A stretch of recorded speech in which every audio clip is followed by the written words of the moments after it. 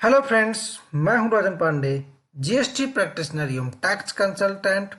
तो स्वागत है आप सभी का मेरे यूट्यूब चैनल आर के जीएसटी हेल्पर में। तो आज हम बात करने वाले हैं auto population of invoice details into GSTR 1। तो अभी आपने देखा होगा मेरे प्रीवियस वीडियो में मैंने बात की थी, जो कि 24 फरवरी को सीबीआईसी की तरफ से एक नोटिफिकेशन आया था कि अब 20 करोड़ तक का जिसका टर्नओवर 20 करोड़ रुपए से ऊपर जिसका टर्नओवर है उसके लिए भी ई इनवॉइस मैंडेटरी कर दी जाएगी आने वाले 1 अप्रैल 2022 से। तो आज अभी एक एडवाइजरी फिर से निकाली गई है जीएसटी पोर्टल की तरफ से ई इनवॉइस के रिकॉर्डिंग में। Generation of E invoice is mandatory for certain class of tax payer. मतलब ई इनवॉइस एक जो क्लास है, मतलब एक क्राइटेरिया है, उनके लिए मैंडेटरी है as notified by government. These taxpayers are required to prepare and issue their e-invoice by reporting their invoice data in prescribed format. E-invoice scheme form number GST INB1 and reporting the same on IRP portal.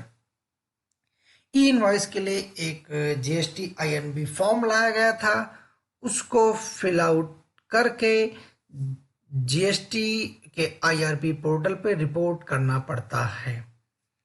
E invoice reported successfully. जब हम ई invoice को successfully upload करते हैं तो एक unique invoice reference number generate होता है। After issuance the e invoice could be cancelled. मतलब ई इनवॉइस को इशू करने के बाद कुछ अगर चेंजेस करने हो, कोई उसमें फॉल्ट आ जाए तो उसको एक सर्टेन टाइम के अंदर हम चाहे तो कैंसिल कर सकते हैं। The documents invoice, debit notes, credit notes reported on the IRP are transmitted electronically to the GST system after 2 days generation and are auto-populated in the respective tables of the GSTR1 of taxpayer। IRP portal पे upload करने के 2 दिन बाद ये auto populate कर दिया जाता है GSTR1 पोर्टल में। These auto-populated documents appear as saved record in GSTR1 taxpayer with the source of document mentioned as e-invoice IRN details also mentioned against every record। आइए एक स्क्रीनशॉट और इलस्ट्रेशन के द्वारा इस सिनेरियो को समझते हैं।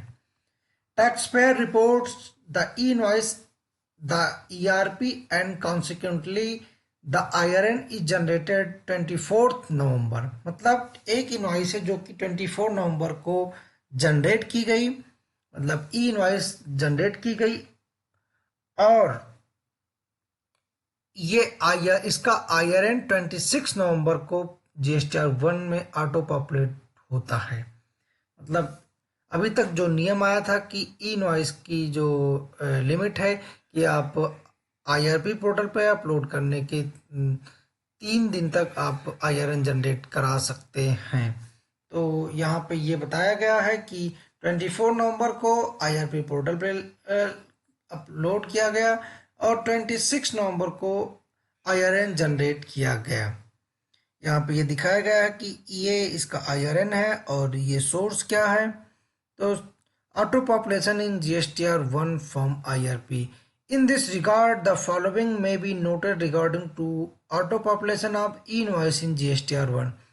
The tax period of GSTR1 in which invoice will be auto populated will be as per the document date irrespective of the date on which the document, invoice, debit note, credit note was reported on the IRP and IRA was generated।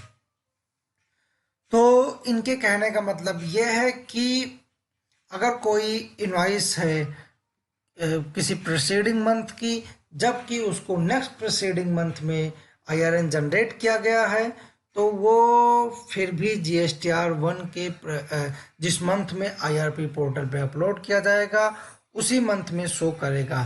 तो ये जानते हैं illustration के द्वारा। Tax payer report invoice number ये 253 dated 30th November 2021 on the IRP on the 4th December 2021। एक invoice है जो कि 30 नवंबर की है, जबकि उसको IRP पोर्टल पे 4 दिसंबर को अपलोड किया गया। इस केस में ई इनवॉइस डिटेल्स GSTR1 में नवंबर मंथ में ही शो करेगी। Even the IRN is generated December, जबकि IRN दिसंबर मंथ में जनरेट हुआ है। तो कहने का मतलब यह है कि नवंबर मंथ में ये इनवॉइस की डेट है, और जबकि ये दिसंबर मंथ में 4 दिसंबर को IRP पोर्टल पे अपलोड किया गया और IRN जनरेट किया गया, लेकिन फिर भी ये GSTR1 के नवंबर मंथ में शो करेगी। सेकंड ऑप्शन है, if the taxpayer report the document invoice, debit note, credit note on the IRP after filling GSTR1 for the period, then invoice will not be auto-populated in any subsequent GSTR1। कहने का मतलब यह है कि अगर आपने मतलब टैक्स पेयर ने इनवॉइस, डेबिट नोट या क्रेडिट नोट के अगेंस्ट में IRP पोर्टल पे GSTR1 फाइल करने के बाद अपलोड किया है, तो ये भी किसी भी मंथ में ऑटो पॉपुलेट नहीं होगा। जबकि the Excel file containing e invoice details can be still downloaded from the GSTR1। मतलब इस एक्सेल फाइल को मैनुअली डाउनलोड करना पड़ेगा। आइए जानते हैं एक इलस्ट्रेशन के द्वारा। Taxpayer report invoice number A253 dated 30th November on the IRP 24 December. मतलब एक इनवॉइस है जिसकी डेट 30 नवंबर है, A253, जबकि ये IRP पोर्टल पे 24 दिसंबर को अपलोड की गई द GSTR1, और जबकि नवंबर मंथ का GSTR1 पहले ही 10 दिसंबर को फाइल कर दिया गया। Consequently, invoice number A253 will not be auto-populated in GSTR1। इस केस में नवंबर मंथ में invoice number A253 auto populate नहीं होगा, इसको मैनुअली एक्सेल फॉर्मेट डाउनलोड करना पड़ेगा। If the taxpayer report the document invoice, debit note, credit note on the IRP after manually entering the document in GSTR1, the manually entered data will not be overwritten even if the GSTR is not filled। कहने का मतलब यह है कि suppose that हमने कोई invoice बनाई और उसको मैंने मैनुअली IRP पोर्टल पे अपलोड कर दिया। मतलब मैंने उसको IRP पोर्टल पे अपलोड कर दिया, IRN जनरेट कर दिया, फिर उसके बाद मैंने उसको मैनुअली इंटर करना चाहेंगे तो ये डेटा ओवरराइट नहीं होगा। आइए जानते हैं एक इलस्ट्रेशन के द्वारा। Taxpayer report invoice number A252 15 नवंबर। मतलब टैक्सपेयर ने एक इनवॉइस 252 नंबर को 15 नवंबर की है, 20th नवंबर को IRP पोर्टल पे रिपोर्ट किया। However, the taxpayer had already manually added, जबकि टैक्सपेयर ने मैनुअली 252 को 15 नवंबर को ही GSTR1 के IRP पोर्टल पे मैनुअली इंटर कर चुके हैं, तो ये over written and could be viewed in Excel file. तो ये यहाँ पे ओवर रिटन नहीं होगा। कहने का मतलब यह है कि अगर हमने इनवॉइस को एक बार अपलोड कर दिया तो उस पर ओवर रिटर्न नहीं हो सकता। Supply reported in the e invoice are auto populated in the following tables of GSTR1। जो सप्लाई जो कि रिपोर्ट की जाएगी किसके अगेंस्ट में, तो type of supply auto populated in GSTR1 table of supplier. Taxable outward supply made to be registered person, मतलब for a supplies other than those attracting reverse charges and supplies made through e-commerce operator। taxable outward supplies made to be registered person attracting reverse charge, मतलब supplies attracting जिनको reverse charge भी पे करना है। Export supplies 6 से credit और debit note issued by the registered person, credit और debit note issued by the unregistered person with UR type export with payment and without payment of tax। GST system aggregates The item label details reported in the invoice rate label of the purpose auto population into GSTR1. For the records auto populated in GSTR1, the basis invoices the following additional details will be also displayed in GSTR1.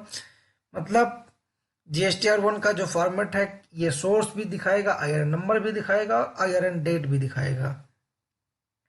तो इन सब के बारे में अभी तक हम लोगों ने जाना कि जो GSTR1 में ऑटो पॉपुलेटेड डेटा अभी के बारे में कैसे डिटेल्स क्या है। तो अगर आप फ्रेंड्स आपके कोई कंफ्यूजन या क्वेरी है तो आप मुझे कमेंट बॉक्स में पूछ सकते हैं, और आपकी कोई क्वेश्चन है तो कमेंट बॉक्स में भी बता सकते हैं। तो जो मेरे चैनल पे आज नए आए हैं, क्लिक किए हैं, वो मेरे चैनल को लाइक कर लें, सब्सक्राइब कर लें, जिससे फ्यूचर में उनको और भी वीडियोस देखने को मिले। Thank you friends.